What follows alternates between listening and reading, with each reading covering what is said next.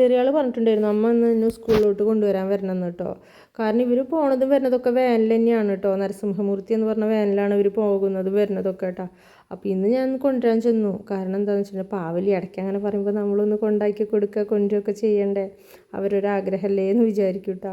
ചെറിയ ക്ലാസ്സൊക്കെ ഇവിടെയാണ് കേട്ടോ. അപ്പോൾ അവരെ ലൈനപ്പാക്കി നിർത്തിയിരിക്കുകയാണ് കേട്ടോ ടീച്ചേഴ്സ് ആയമാരൊക്കെ.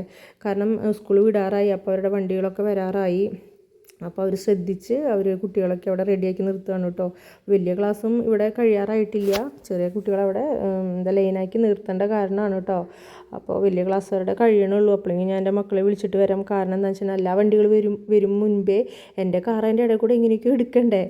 അപ്പോൾ എനിക്ക് ബുദ്ധിമുട്ടാവുമല്ലോ എന്ന് വിചാരിച്ചിട്ട്, മറ്റുള്ളവരെ ബുദ്ധിമുട്ടിക്കാനും പാടില്ലല്ലോ.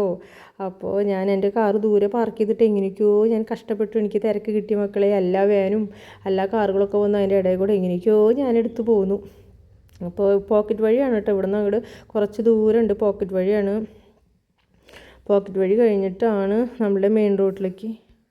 അങ്ങനെ മെയിൻ റോഡിലേക്ക് എത്തും കേട്ടോ. കുറച്ചുണ്ട്, ഇവിടുന്ന് കുറച്ചുണ്ട്, പോക്കറ്റ് വഴി ഉണ്ട്. അത് കഴിഞ്ഞിട്ട് കുറച്ചുള്ളൂ കേട്ടോ മെയിൻ റോഡ്. അങ്ങനെ ഞങ്ങൾ വീട്ടിലെത്തിയിട്ടോ. പിന്നെ ഞങ്ങളുടെ ഇനി ബാക്കിയുള്ള കാര്യങ്ങളൊക്കെ നോക്കട്ടെ കേട്ടോ. കുട്ടികൾക്ക് ചായ കൊടുക്കുക, അങ്ങനെ ബാക്കിയുള്ള കാര്യങ്ങളൊക്കെ ഇനി ചെയ്യണം. ഓക്കെ, അപ്പോൾ ഇന്നത്തെ വീഡിയോ ഇഷ്ടമെങ്കിൽ എല്ലാവരും സബ്സ്ക്രൈബ് ചെയ്യുക, ലൈക്ക് ചെയ്യുക. ബൈ ബൈ, നാളെ കാണാം കേട്ടോ.